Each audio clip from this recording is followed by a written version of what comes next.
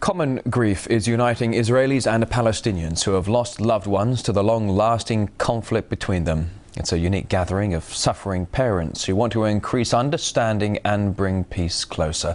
But their goal is all but out of reach, as RT's Paula Slier reports. The day my son was killed was a very hard day for me. I remember grabbing my son, trembling all over, and running to the bomb shelter. Two mothers, two testimonies, each different, but in the end the same. My son died in the line of duty. Death isn't a word. It has a form, and the form isn't pretty. I've seen plenty of it.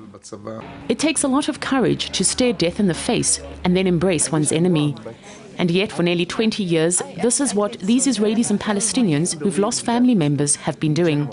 They meet on a regular basis, talk with one another, and show that reconciliation is possible.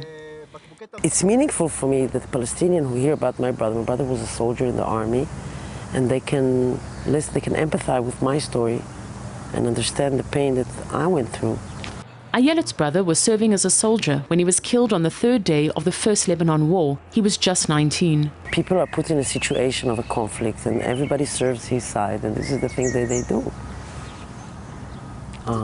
This is their duty to their, to their nation, to their belief.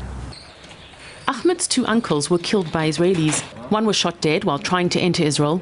The other was force-fed while on a hunger strike in prison, and his lungs collapsed.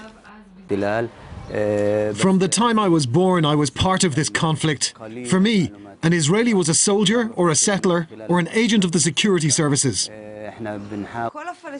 And yet both Ahmed and Ayelet have found their way to the parents' circle, where half the members are Palestinian, half are Israeli. But the Parents' Circle is a minority voice. The number of Israelis and Palestinians participating in dialogue has hit a low ebb, as many complain they see no point in reconciliation attempts, while the peace process is at a stalemate. Because the legitimacy to have dialogue and coordination between the Israeli and Palestinian peace camp is eroding. Because the legitimacy of negotiations is eroding. If there are governments which are ready to pay the price, they will find a very big support in their peoples.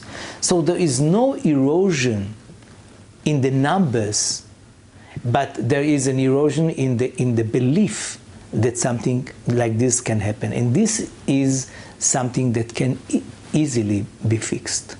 But the hope lives on in these families, who believe that through their pain and through their example, change can come.